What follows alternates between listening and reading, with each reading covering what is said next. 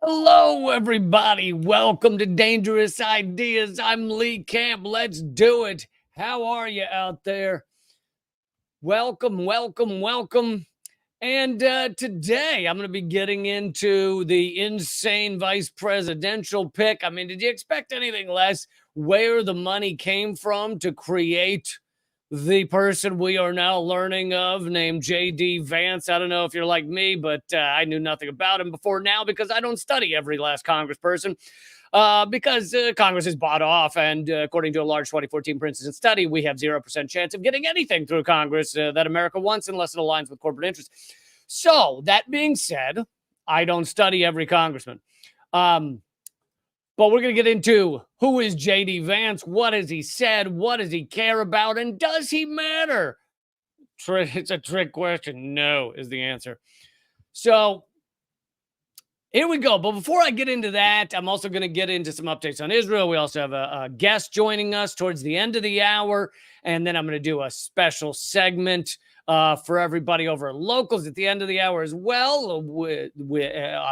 But show some Scott Ritter, his analysis of the assassination attempt. But before I get into that, all of that, I just want to begin by showing this clip, which is something I mentioned yesterday about how much they must have known before the shot was fired. I mean, we have evidence that the dude was walking around with a gun. We have people saying that they saw him on the roof. Well, here is one of the Trump supporters. This is obviously like right after or at the time of the event. And let's see what he has to say as to what he saw at this rally. We noticed a guy crawling, bear crawling up the roof of the building beside us, 50 feet away from us. So we're standing there, we're pointing at the guy crawling up the roof. And he had a gun, right? He had a rifle. We could clearly see him with a rifle. Absolutely. We're pointing at him. The police are down there running around on the ground. We're like, hey, man, there's a guy on the roof with a rifle. And the police were like, huh, what? Like they didn't know what was going on. We're like, hey, right here on the roof. We can see him from right here. We see him. He's crawling. And next thing you know, I'm thinking to myself, I'm like, why is Trump still speaking? Why have they not pulled him off the stage? I'm standing there pointing at him for 2-3 minutes. Secret Service is looking at us from the top of the barn. I'm pointing at that roof, just standing there like this. And next thing you know, 5 shots ring out. So, I mean, so sorry to laugh, but this is the most inept law enforcement you've ever heard of in your life. As I said yesterday, obviously there's conspiracy theories on both sides. Some saying he faked it, which is ridiculous. Some saying, oh, they knew and allowed it to happen. But at minimum, this is a remarkably inept law enforcement. Here is a Trump fan, and he's a Trump fan because he's got on his MAGA T-shirt and his MAGA hat and his weird carrot top hair, and he is he's saying that they watched the guy crawl around on the roof for, he said, 2-3 minutes while they're trying to tell the police, hey, there's a dude there. There's a dude with a gun. But let's assume that time gets a little warped when you're in the middle of something like this. Let's say it was just 1 minute. 1 minute of saying there's a dude on that roof with a gun and everybody pointing at him. 1 minute is an eternity if you're like watching a guy wander around on a roof with a gun. 2 minutes is an eternity. So just at every level, this is like remarkable incompetence. And anyway, I just wanted to bring you this yet more footage from witnesses saying that it wasn't like this guy popped out of nowhere. This guy was spotted, and they just knew. They knew that something was going on. And yeah. But as I wrote down there in the bottom ticker on this show, I think as of a moment after that assassination attempt, which barely grazed Trump, I think that a lot of America started believing in the multiverse and believing we're in the shittiest version. We are in the shittiest multiverse. Anyway, how is everybody? Let's get into JD Vance. Actually, I don't want to get into him. I don't want to be anywhere near him. But what is it that this lunatic believes? Who is he? What does he stand for? Who's he funded by? How did he come out of nowhere? Let's talk about that for a few minutes. But let's begin with a clip of him. And for those who don't know, this is who Donald Trump just chose as his vice presidential candidate. And because he threw Mike Pence to the wind as of several years ago.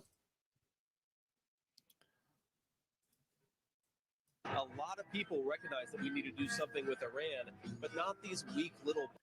I'm sorry about the music, and I know for those of you listening to the podcast, it's going to be even more annoying, but the music is because this was taped live during the RNC, so they've got all their dumb music playing while he's talking on Fox News. Bombing runs. If you're going to punch the Iranians, you punch them hard, and that's what he did when he took out Soleimani. By the way, so let's begin by just talking about that one sentence. He said, he said, we need to hit Iran, and we're gonna, and enough of these light little taps. It's time to really hit Iran. And he says that's what Trump did with his assassination of General Soleimani. Trump's attack on Soleimani was unhinged, was absolutely insane, just belligerently nuts to assassinate a top general of a major country with a major military and put everyone on the cusp of nuclear war. That's what Trump did when he blew up General Soleimani in Iraq and blew up Iraqi generals at the same time, which we're supposedly allied with Iraq. Because we had a puppet government in there, although they're not being puppety enough. They've wanted us out of there for a while.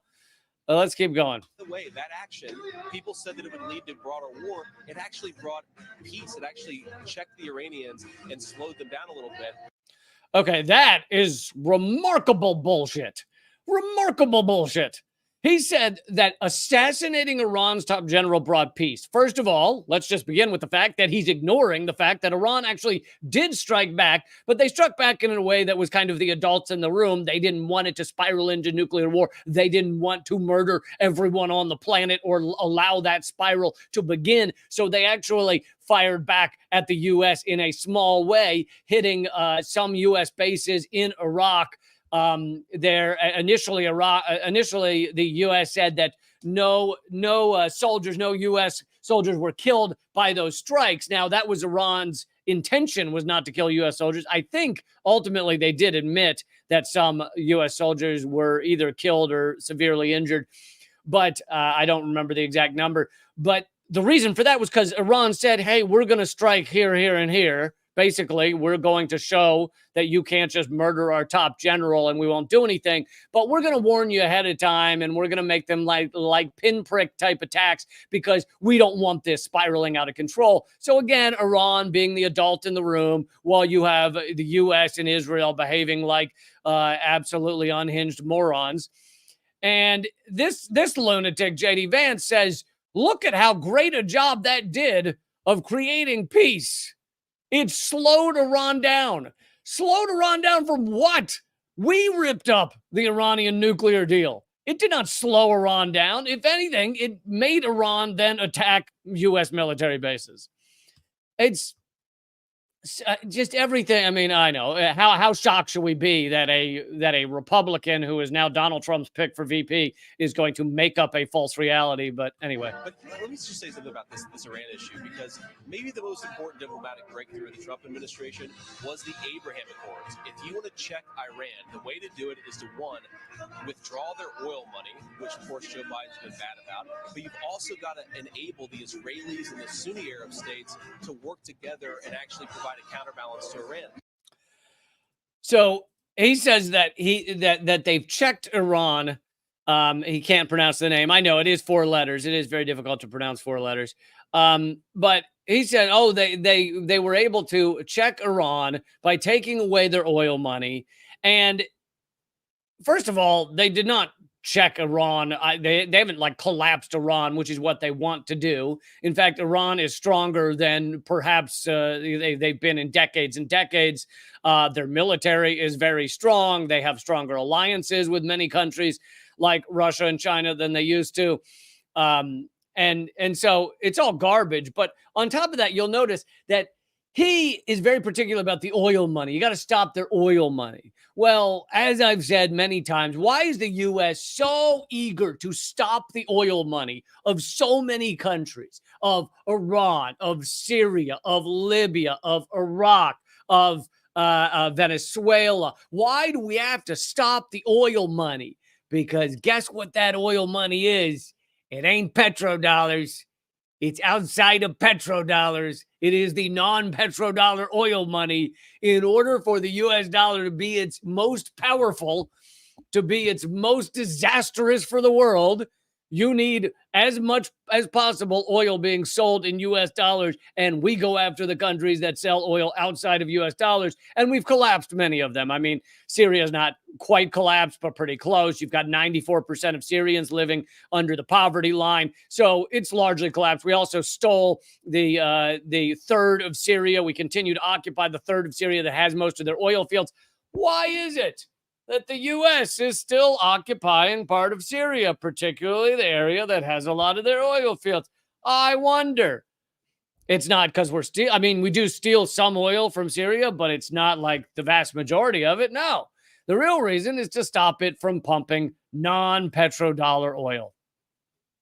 And, you know, this lunatic just fits in with the U.S. empire writ large. He is just another one of these interchangeable marionette puppets that represent the U.S. empire, that create war around the world.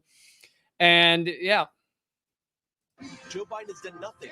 You have the infrastructure there, sitting there to weaken Iran, to strengthen our ally Israel. Joe Biden's done nothing with it. Donald Trump would reinvigorate it. Also, they have to, another characteristic of this entire campaign is, and I mean, on Biden's side, on Trump's side, wherever, is to act like these two parties are completely different, right? And I've covered that many times, but I'll just, say it one more time here, that these people have to make you think that there is some grand difference between them while they continue to do the same things. Has Biden been easy on Iran? No. In fact, he has not re-signed the nuclear deal. He has shown no inclination, the Biden administration, to work with Iran, to create diplomacy, to move away from nuclear war. None of that. And yet that's all the same stuff that Trump would do, except maybe throw in the assassination of a general here and there. And yeah, these are interchangeable faces. JD Vance does not make much of a difference in the scope of things. So where did his money come from? How did he end up going from someone we don't talk about at all to the VP under Donald Trump? Well, this is just a little bit from CBS. Vance's most prominent benefactor over the years is Peter Thiel, the iconoclastic. Boy, that's a positive term for lunatic. The iconoclastic tech pioneer and investor. Thiel hired Vance at his global investment firm in 2017 and then nurtured Vance's political rise, donating $15 million to his 2022 Ohio Senate campaign. $15 million, obviously an insane amount of money. That used to be, you just go back a decade or two, and that was more than the entire amount spent on a senatorial campaign. Now it's one dude sending $15 million to one campaign, and helping Vance to win a closely fought GOP primary before going on to capture the seat in the general election. So Peter Thiel is his main benefactor, and this is how billionaires come to the point that they have literally someone standing in the Oval Office. I mean, if Trump wins this thing, which it's looking like he will, but if Trump wins this election, Peter Thiel will then have the second in command of the nations. He'll have that puppet standing right there in the White House. A little more about Peter Thiel. He funded Vance's Senate campaign, personally escorted JD Vance to Mar-a-Lago to patch over his former Never Trump stance. So JD Vance used to be a Never Trumper, and he clearly has switched on that. Peter Thiel owns Palantir, which is a weapons contractor company, tech company. Palantir has used its artificial intelligence technology to target over 45,000 Palestinians. And in this quote, they say target, but what they mean is murder. I mean, it's murdered 40,000. AI hasn't been used for all of those, but we know that 40,000 Palestinians in Gaza have been murdered since October 7th. But if you count deaths from famine, those lost under the rubble, those who die from disease because all of the hospitals have been blown up, then we're talking closer to 200,000 Gazans have been murdered. Anyway, AI technology to target over 45,000 Palestinians, with the majority being innocent women and children, not just the majority, closer to 70%. Palantir landed multiple billion-dollar contracts with Israel, including Project Nimbus and Lavender. Lavender! For those who don't know my history, I have a long-lasting hatred of lavender, okay? And so it is no surprise to me that one of Israel's targeting systems that is murdering people on a daily basis is named Lavender. It fits. It's on brand. Okay? That tracks. JD Vance, on his first day as Donald Trump's running mate, stated America needs to go to war against Iran.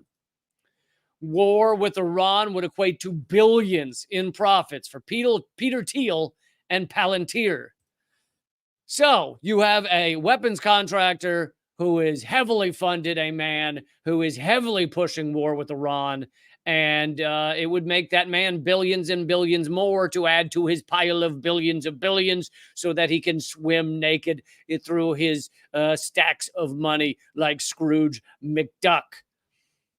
It of course is the craziest level of corruption and just illegal maneuvering of power. But of course, it's not illegal because who writes the laws? These corrupt motherfuckers at the top. So they write the laws to allow for this level of corruption. JD Vance can be fully funded 100% nearly by this billionaire, and yet then go and be in the White House and help make things happen that will then benefit this billionaire. And that is not considered corrupt. That's just considered the normal functioning of U.S. society. You're welcome, sociopaths. One more clip from JD Vance, and this one is actually one that makes him seem somewhat sane, but I just want you to know he's not. But you know, I'll show the good with the bad. As you know, there are some largely pro-war, right-wing, kind of neo-fascists on the right wing in America who are opposed to the war in Ukraine because they view it as harming U.S. hegemony, which it is. But anyway, here is J.D. Vance speaking about the war in Ukraine. By the way, everyone, please click thumbs up, click share, and throw in a couple of bucks to the super chat. Whether you're watching this live or not, you can still throw in a tip and help keep this show going. And you oppose aid to Ukraine. Explain your position. Well, so first of all, Jake, I think it's possible to have separate debates. In fact, congressional Republicans tried to force an Israel alone aid package just a couple of weeks ago that Democrats blocked in the Senate. So we can have separate debates. I think we need to have separate debates. But on the Ukraine question in particular, everybody with a brain in their head, Jake, knows that this was always going to end in negotiation. The idea. What? Always end in negotiation? Yes, exactly. And I and many others have been saying that since day one. That Ukraine was going to throw Russia back to the 1991 borders was preposterous. Nobody actually believed it. Exactly. No one did.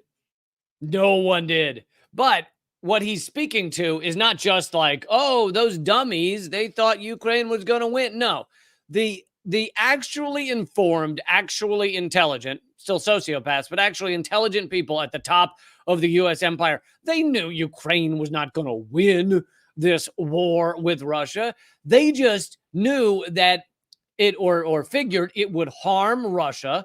It would decrease their weaponry. They'd have to use a lot of weapons. And they didn't care for 1 second that they would create millions of Ukrainian refugees, people who have to flee to other countries, to other area of the countries, people living in the bombed out buildings on streets. They did not care for a second the lives that would be destroyed. And that's not even the ones who were murdered. And of course, you have hundreds of thousands murdered. Anyway, let's continue. So what we're saying to the president and really to the entire world is you need to articulate what the ambition is. What is $61 billion going to accomplish that $100 billion hasn't? We have to remember, Jake, Ukraine is functionally destroyed as a country. The average age of a soldier in the Ukrainian army right now is 43. That's tragic. That's older than me. I'm 39. If this thing goes on a little bit longer, the average age of a Ukrainian soldier is going to be older than you. And then a year later, it could be a Wolf Blitzer. That is a tragedy. What does it look like? I don't like this age graph. I'm sorry, Jake. I'm 54 for those wondering. Ha ha! Jake Tapper getting a little laugh as we murder hundreds of thousands in Ukraine. It's so funny. Here's the thing. I love inserting comedy into all this stuff, but if you are the face, I mean, Jake Tapper has been the face of pro-war propaganda for many years at CNN. If you're the face of it, you don't get to make jokey jokes, okay? If you're pushing for war, thank you, Karma Fairy. Yes, and thank you, Tony DeMaio, for the donations and for helping support the show. You guys make this possible. By the way, just saying, if you're thinking of joining up at Locals for the whopping 38 cents an episode, today's the day to do it, because I'm going to do a Scott Ritter clip, his analysis on the Trump assassination. We're going to get to that as a special segment today after this hour. Anyway, that's at leecamp.net. If you go there, scroll down to become a subscriber. But, you know, here is Jake Tapper, who has furthered this. You know, he is the face of this propaganda, who has pushed for this Ukraine war and has pushed against peace and has pushed this idea that, Putin's just insane and he just likes invading stuff. Thank you, Nicholas, for the donation. He just likes invading things. That's what he loves doing. No, that's not what happened. In fact, the U.S. provoked this. The U.S. created this. The U.S. worked to create this for years and years. Even the New York Times has admitted that CIA was on the border of Russia with bases. I mean, I don't mean literal bases, but like buildings, huts, whatever they were, on the border of Russia in the forest of Ukraine, training, arming Ukrainians and sending them sometimes into Russia to do espionage on Russia. Yeah, not provoked at all. How would the U.S. respond? I think if that were done to the U.S., you know, if you had, thank you, Herney Hill, yes, for the donation. Solidarity. If you had people in Mexico, if you had, you know, the KGB in Mexico arming and training dudes to infiltrate the United States, I think the U.S., dude, we would, the hair up the ruling elite's ass, if that went down, I can't even imagine how that would end. Nuclear war, probably, but. We are getting to a place where we are going to be functionally on the hook to pay for Ukrainian pensioners, to rebuild the entire country. Right. We need to bring the killing to a stop, and that's what American leadership should be doing. I mean, that's just funny. The truth is we are milking Ukraine. We're, you know, we're on the hook to pay for Ukraine. The ruling elite of the United States are pillaging Ukraine. In fact, the U.S., and I brought this story to you a few weeks ago, the U.S. has stolen more land in Ukraine, more of Ukraine than Russia has gained in this conflict. Not just the U.S., but Western companies in general. Corporations have bought up or contracted or stolen in those ways more land than Russia has taken in Ukraine in the past 2 years. So that's what the U.S. is doing. That's what Wall Street is doing, is just milking Ukraine, overseen by BlackRock, which I've mentioned before. BlackRock is overseeing the pillaging of Ukraine. But yeah, so, you know, JD Vance says a few good things on Ukraine, but in general, lunatic. Also, does not care about you or your grandkids' future, and is a murderous, in terms of fossil fuels, a murderous sociopath who wants to, I think he's one of the most funded by fossil fuels. And that is why Climate Defiance, who I am always a fan of Climate Defiance, just getting in the faces of these lunatics. Here's a clip of Climate Defiance at a JD Vance event. He is a criminal. He is selling our future right in front of our eyes. Come on, JD, face us. Here's a class. All fossil fuels! All fossil fuels! All fossil fuels! All fossil fuels! All fossil fuels! That the voices of fools will perish.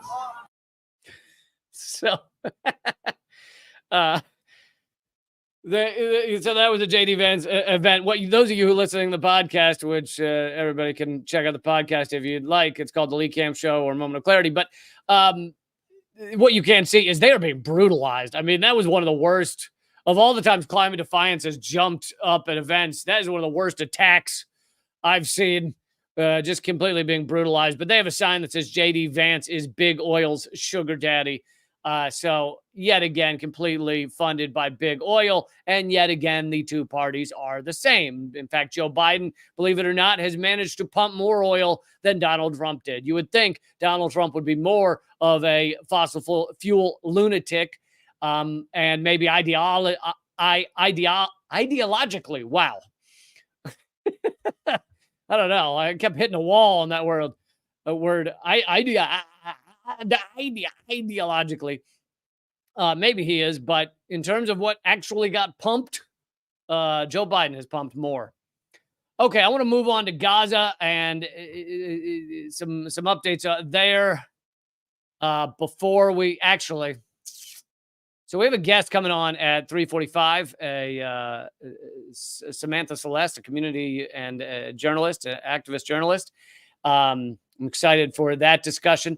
But actually, before we get to Gaza, and maybe I'll be able to get to that later, but I want to talk about police body cams, which you've heard for many years. It's the big liberal talking point. You just put body cams on the fist of the fascist state, and then problems all solved, right?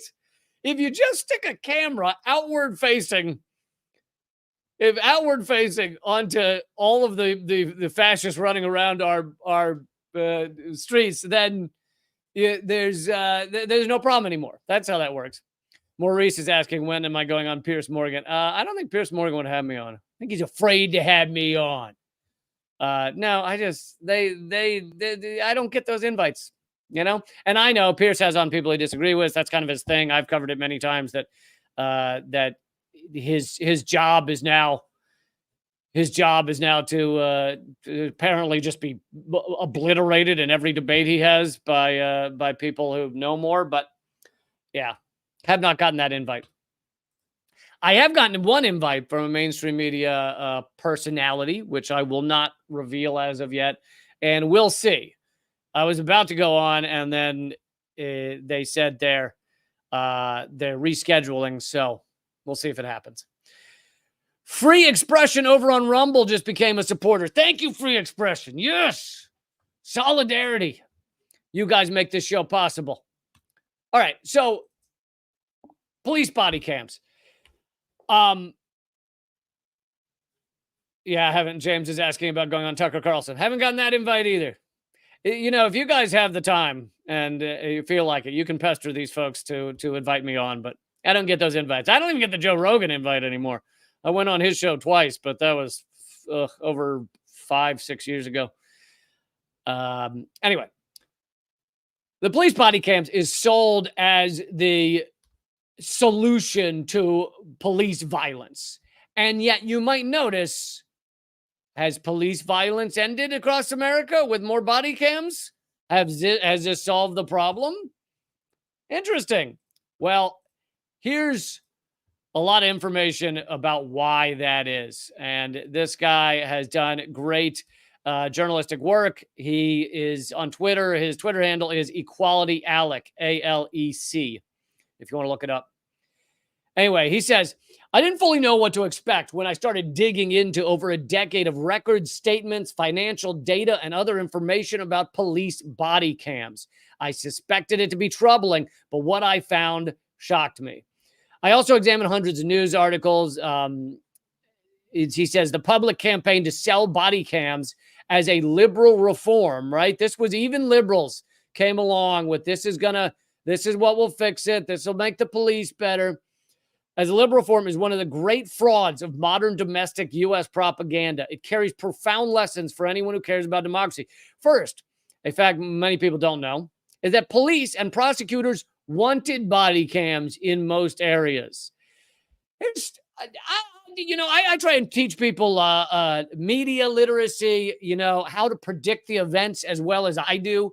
I am able to predict a lot of times the, events that are going to happen sometimes, or the reality of the events, when it's China spy balloon, and I can say on day one, not a spy balloon. And then what do you know? Later, the Pentagon says, turns out not a spy balloon.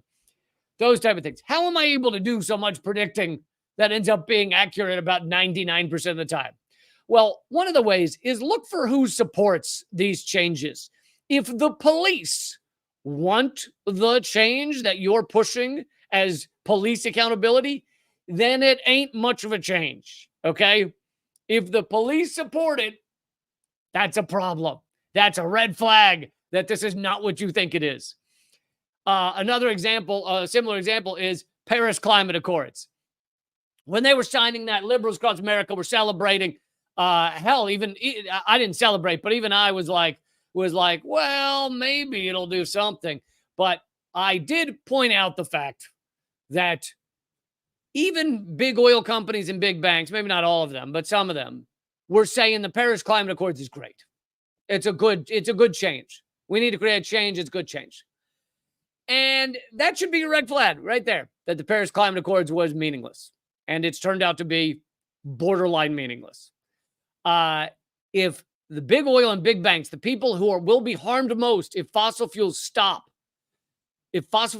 being used, then if they're celebrating, that Paris Climate Accords ain't worth the turd it was written on. I did, by the way. That actually was not a joke. I did hear that it was written on turds. So I don't know if it was a paper shortage thing or it was, something that they felt had meaning to them. Whatever the reasoning behind it, I did hear that it's written out on actual turds. Okay.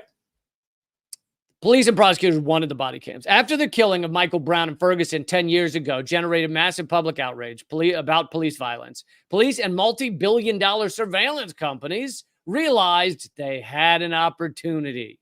They realized that while they'd been unable to get local governments to pay billions for the surveillance bonanza before, now they could partner with reformers to pitch body cameras as a solution to police violence. Liberal reformers were a perfect target as an accomplice. So basically, these police departments, which the U.S., need a little reminder maybe, the U.S. has, hey, Tony, thanks again. Thanks for the donation. The U.S. has one of the largest, if not the largest, police force in the world. We also have the largest prison state in the world, both per capita and per sheer number. So we are not the land of the free. In fact, if you look at us compared to other countries, we are the least land of the free. We have the most people locked up by our police forces. And these police forces wanted more surveillance. They want to see your face as much as possible. They want to have you on video doing anything and everything. And it used to be in this country, we would go, that's a violation of my privacy. But fewer and fewer people are saying that. And anyway, the police wanted more surveillance, but they weren't given the money to have such massive surveillance until the body camera solution, quote unquote, came along. And all of a sudden, liberals across America, along with plenty of centrists, plenty of right-wingers, I guess, but jumped up and down and said, this is the answer. The money started flowing. President Obama called for hundreds of millions in cash from the feds to supplement local and state spending, which liberal leaders and cops championed. The market value of the main companies grew by billions with exploding yearly sales. So it just shot through the roof. I mean, 2015, you're down at about $30 million spent on body camera sales. By 2019, 2020, you're at nearly $200 million on body cams. Almost every news article published for the following decade omitted something crucial. Police and prosecutors wanted the cameras, not because it would make them accountable and transparent, but for exactly the opposite reason. Police and their industry allies used the news media to focus the public on the supposed need to capture police violence on video. They said police lacked funding for tech that could provide the public with accountability and transparency. In reality, according to their own statements, they sought the greatest expansion of surveillance infrastructure in modern policing history and dreamed of lucrative contracts to link the new video with AI, facial, and voice recognition software and predictive policing algorithms. For example, they wanted an easy tool that cops could deploy at protests to scan the crowd and know who was there with facial recognition. They wanted to be able to share this intelligence about protesters in massive, profitable databases.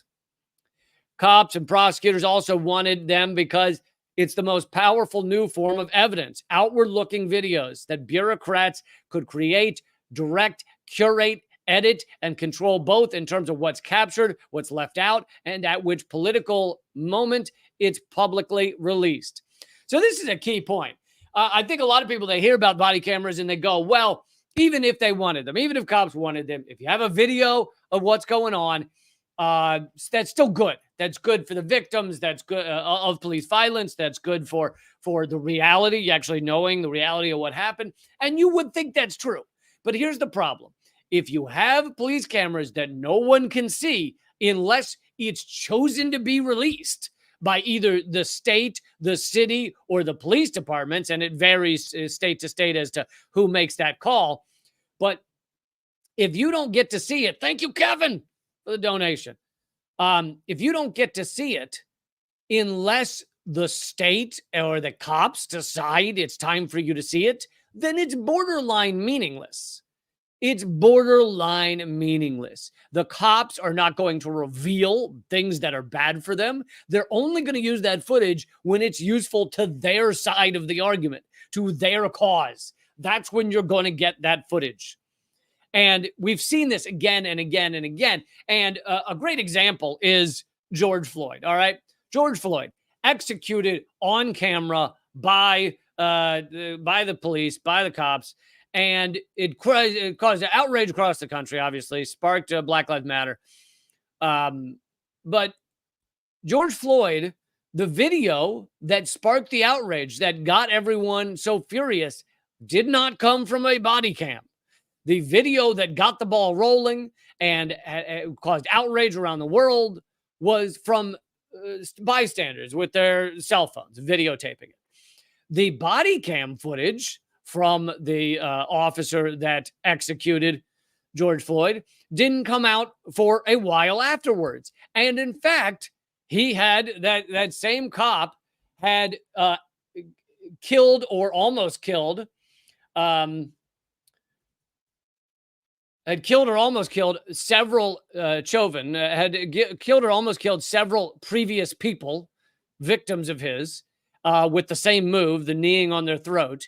And there was body camera footage of that, but we didn't get it for years. For years, we did not get this other evidence of this same cop, Derek Chauvin, executing people or attempted executions. And so that body camera footage is useless, at least in the case of George Floyd, when he was being prosecuted for that. It was useless unless you're going to release it, unless you're going to use it. So it really just saying there's footage. And also, of course, there's the fact that these are outward facing videos. So you're not seeing what the cop's doing most of the time, unless you get an angle from another police officer. There's also the fact that when that cop knows he's about to do something illegal, such as shoot someone or abuse someone, most of them flick the cameras off. Now, some of the cameras in certain areas, the cop can't turn it off, but many of them they can. So let's see, to continue, body camera videos are now routinely used in almost every prosecutor office in the U.S. as evidence to get mostly poor people to quickly plead guilty to things like drug possession and trespassing. They are almost never used against police officers. They're almost never used against the fascist abusers that cause the violence. And let's remember, thank you, James. Yes, keep fighting. And let's remember that the United States kills more people with our police than any other country. Okay? The United States, an average year is 1,200 people murdered by police. But it's actually much larger than that because the Lancet Medical Journal has shown that it's perhaps double that number. It varies year to year a little, but it double that number because most murders by police do not go down as murders by police. They are written down as asphyxiation or suspect, had a heart attack or what have you. So most of the executions by police are not written down as executions by police. And then even though we ignore half of them, you still have 1,200 a year, sometimes more, by police. Compare that to other countries. And I know some other countries are much smaller in terms of population, but still, even considering that, it's insane. Okay? Denmark and Switzerland often have years with zero people murdered by their police. You'd think they'd just murder a few accidentally here and there. You think they'd murder a few just to stay in practice. Zero often. In Iceland, since the founding of the country, they have had one murder by police. In a lot of other countries like Germany and a lot of fairly large, countries with fairly significant police presence. I'm not saying German cops are not, cruel and unusual, but they might, German cops are not known for being cool. They're not known for being the Icelandic cops. But the average is like 7. It's like a rounding error. In the U.S., it's 1,200 if you don't count half of them. So it's really 2,400. Let's see. The videos are often given privately to cops prior to their internal statements about controversial incidents in which they used violence to create and standardize initial police narratives with the goal of reducing potential civil and criminal liability. The benefits of body cameras to the punishment bureaucracy and big corporations unfolded exactly as police chiefs and corporate sales representatives from the companies discussed the devices over a decade before. They got to use them for exactly what they wanted to. Most profoundly, though, body cameras served as a propaganda function. They steer the public away from actual, real, systemic changes to the police force. Rather than changing the way that policing works in America, let's just put a camera on their chest. And it worked brilliantly, right? The big reform that we won across America was getting a camera on the chest of many cops rather than actual systemic change that could have a actual significant change in the way policing works across America and how brutal it is. But no, we'll just take a camera on there and we'll let them control the footage and whether they ever show it to anyone. Anyway, hope you enjoyed this update on how well body cameras are changing American policing. Okay, I'm about to bring in our guest, but just a quick reminder that at the end of this hour, I'm going to do a special segment on Scott Ritter's analysis, former UN weapons inspector Scott Ritter, and of course, he's been on the show several times. Scott Ritter's analysis of the Trump assassination and the failure of security there. That's all at leecamp.net, my locals page. You can join up there. It will go on my Patreon as well, but it might take a few hours to get up there, to be up there. So that's patreon.com/leecamp. But if you want to join on locals, it's leecamp.net. Scroll down to become a subscriber, and that will be towards the end or after the end of the hour. But all right, before we get to that, I am excited to bring in our guest, Samantha Celeste, who is an activist and a journalist and doing a lot of great community work on the journalism front. So I'm excited to talk to her. Hey, how's it going? Good. How are you? Good stuff on the body cameras. That stuff's scary. Oh yeah, I hadn't until I read this in-depth report of what exactly they've achieved. It really is almost zero. Yeah, for sure. So hi everybody, I'm Sam Oser, Sam Celeste. I am an advocacy journalist out of Houston, Texas. And Lee, thanks so much for having me on. Last time we spoke was after Winter Storm Uri. And we just had a hurricane. It was Category 1. And they keep telling us that it was unexpected. We couldn't have done it. Like, we couldn't have prepared better for Couldn't it. have known, yeah. Couldn't have known. It knocked out power for 2 million people. We now have 13 people who have died because of not having power. Power is slowly starting to come back on, but the parts of the city and areas that do not have power still are parts of the city that are prime for gentrification. So that is what we're seeing over Shock here. doctrine. Yes, yeah, exactly. But one of the reasons I reached out to you too is, this climate justice comings and goings. But I am working on doing community journalism movement down here. We desperately need more community journalists talking about what's happening in their communities. I have this workshop. I just did one last weekend. The next one's August 11th. If you're around the Houston area, it'll be at the Post in the Climate Justice Museum space, August 11th from 2 to 4. But one of the big things. So it's a workshop on community journalism and how to be a community journalist, right? Yes, yeah, and like why it's important. Why do we even need it? There are so many news industry layoffs happening. We have news deserts all across the South. The news deserts across the South overlap with food deserts, with the gerrymandering issues that we're experiencing. Journalists who get paid and like live off their career, whenever they get a job in journalism, they're going to go up north or where there is jobs.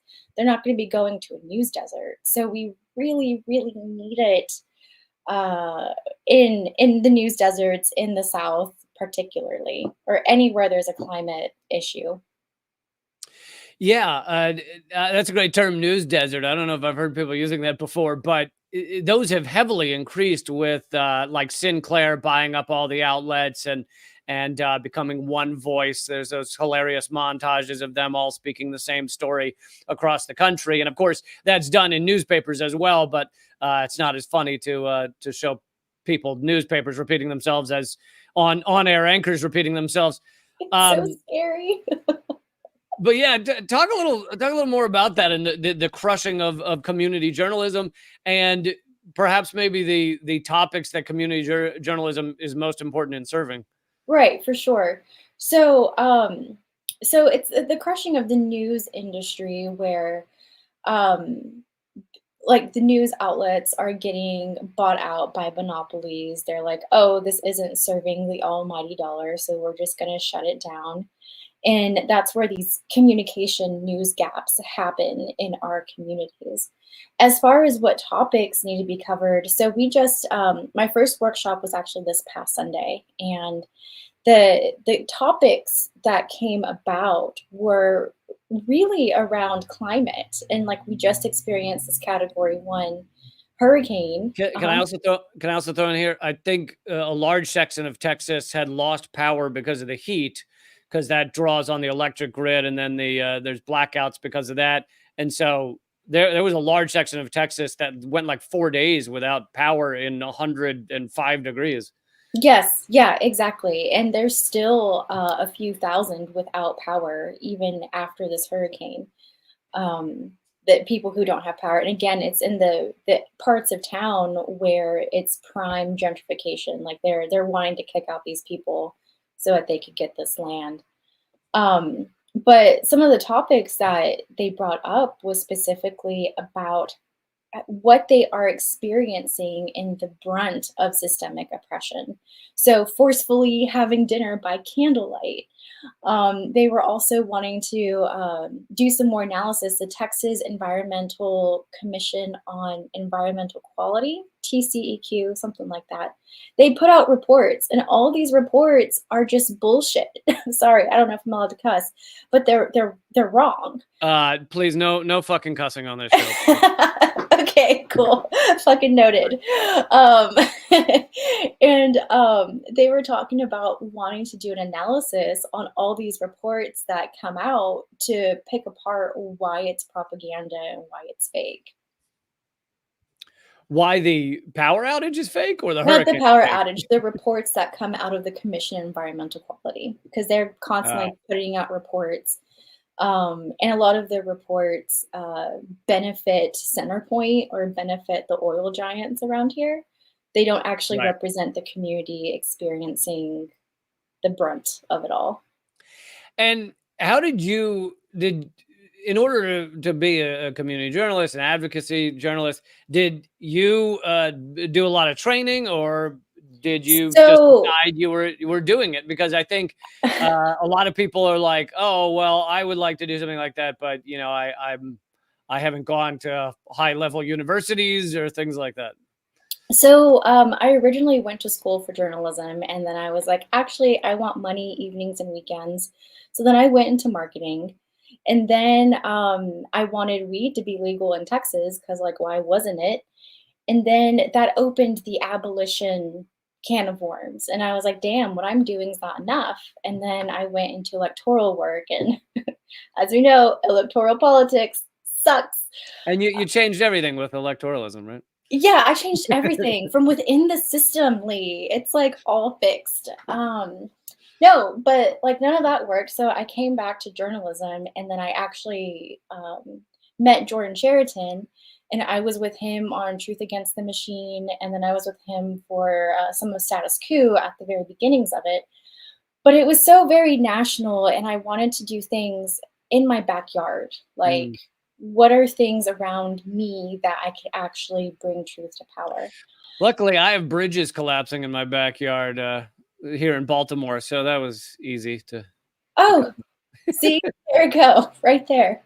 Yeah. But this community journalism workshop, one of the things I point out is that journalism as we know it was actually created in the 1920s and 30s as a result of the Great Depression, because prior to the 1920s and 30s, it was all partisan newspapers. So we had a socialist newspaper, capitalist newspaper, communist newspaper. It was all backed by partisan groups. When the Great Depression happened, they were like, oh shit, I need money. So they started really focusing on the advertising model. And when they were focusing on the advertising model, the news became neutral, quote unquote neutral. And this was created by white cis men in the 1920s and 30s. They were the ones dominating. I think everything was created. I mean, everything, right? But then, like, not everything was created, but everything was run by. Right, exactly. Yeah. And so whenever they created these advertising models and this specifications of neutrality, they didn't keep in mind the communities that would be affected by the brunt of the system. In the 1960s, like, people working in journalism didn't even have a degree from universities until the 1960s. What happened in the 1960s, Lee? Yeah, there was a bunch of people that got kind of upset about wars and things. And the civil rights movement. So the moment Black people were like, hey, I want a seat at the table, that's when the journalism industry was like, you now need a degree to report in your community. And this was actually like an actual written down plan. It wasn't just accidental that they began to gut universities and gut journalism after the 1960s. If you read the Powell memo and the Trilateral Commission, the ruling elite were like, hey, we've lost control, or to some degree, of the universities and the media, and they planned how to destroy those entities, or at least turn them right wing, and it largely has worked.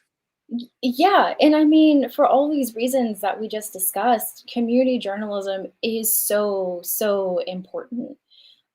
We have publications like Press On and Scallywag, and they're very, very helpful. But if you don't feel like you're able to do it on that level or submit stories, you can publish on Medium, Substack. You Yeah. could do stuff on Instagram.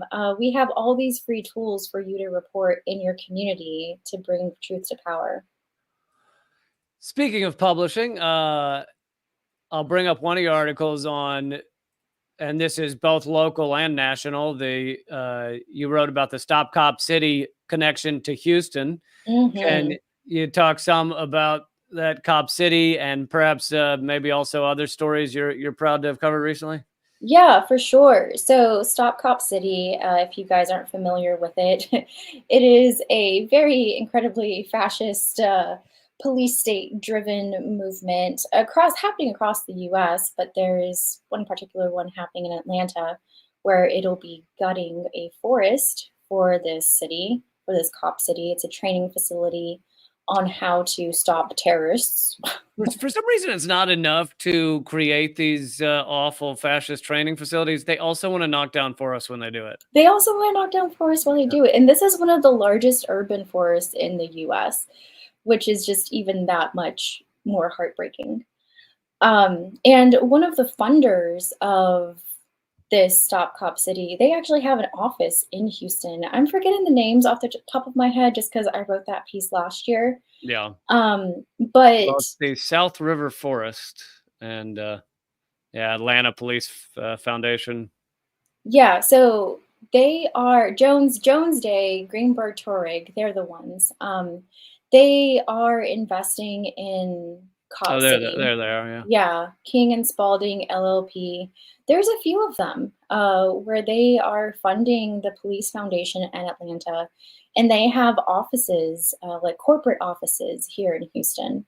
So this was actually part of a movement the abolitionists were doing over here, where they were doing a campaign to call all these offices and protest in front of these offices to get them to divest from the Atlanta Cop City. But it's all so connected. It's crazy how we're connected even states away. In the last few minutes here, what is there another story you've covered recently? So right now, no, I'm technically on my little journalist break.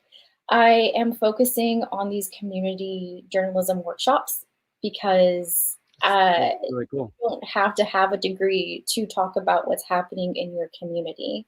So I've been going around to different orgs in Houston. I have this little residency at the Houston Climate Justice Museum.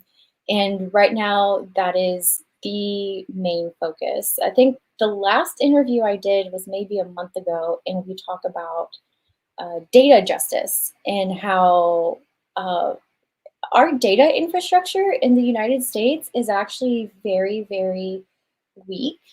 And the way it's used for profits and policing, we need to transition away from consumer data to community data. So that's the last interview I did with Katya Baz. So for the sorry, what's it called? The the event you're doing? Oh, the community journalism workshop? Yeah, workshop. I couldn't think of the word workshop. For the workshop you're doing, is there a way to view online, or is it specifically Houston? Or Currently, no, there's no way to Okay. view online. However, if you message me at Sam the Mullet on Instagram, and if there's enough people being like, hey, I want something online, I will do something online. I just need to know that y'all want it. Yeah. Because last I hear year ya. I did something online and like 3 people attended, and I'm not going to do online things if Hey, y'all aren't coming. try that with live events where you're touring the country and you know, Dude, for real. 10 people show. I mean, I don't know if I've had 10 people, but there's been some rough nights. Yeah, so message me if you want it, and we can put something together. Well, it's very cool. How do people best keep up with everything you're doing? At Sam the Mullet. That's it. Sam the what? Mullet. Business Sam in the the front, party in the back. Mullet. Okay, Sam the Mullet. I just want to make sure I was hearing that right, because I'm not like looking at you thinking, oh, she has a mullet. So No, I don't actually have a mullet. I just love the vibe of that. You know, business in the front, party in the back. It's absolutely. beautiful. If I can embody that, I will. I have the same ability. I just pull this back and then it becomes kind of a mullet. Yeah, there we go. Nice. Well, thank you, Sam, so much. And next time you have breaking news, hit me up. All right, we'll do, Lee. Thank you so much. Bye-bye. Thank you. Bye. All right. Sam Oster, Sam Celeste, thank her for being here. Okay, folks, this is going to wrap the free hour that I do 4 times a week. I give you guys a lot of free content. I don't know if you noticed that, but I do. But let's see, Government Secrets tomorrow. I do these live 4 days a week, Monday, Tuesday, Thursday, Friday at 3 p.m. Eastern, noon Pacific. There's also a lot of video clips up at youtube.com/moment of clarity or youtube.com/@realleecamp. But I'm going to go do a special segment on Scott Ritter's analysis of the assassination attempt, what he sees, what he, with his background in the Marines and background as a UN weapons inspector, what things have struck him about it. And that is at leecamp.net, my locals page. For those of you watching right now on locals, you don't have to do anything. I will be there in just a second. And yeah, I'm also toying with the idea of getting a part-time producer. So if you are a part-time, if you are looking for something like that, but you would need to be in the Baltimore, DC, possibly Philly area in order to do that. So email me, leecampmail, MAIL @gmail.com. And yeah, I'll see you tomorrow for Government Secrets, but then I'll see you Thursday for another live stream. And if you want to join up at leecamp.net, you get my ebook, Dangerous Ideas. You get my last Zoom comedy special, Laughing All the Way to the Shitstorm, where you can watch that anytime you want. You get these live streams whenever you want them. You also get special segments like the one I'm about to do with Scott Ritter often. So hope you'll join up, leecamp.net, and I will see you tomorrow for Government Secrets, Thursday for the next Dangerous Ideas, and keep fighting. Okay, everybody at locals, I'll be with you in just a sec.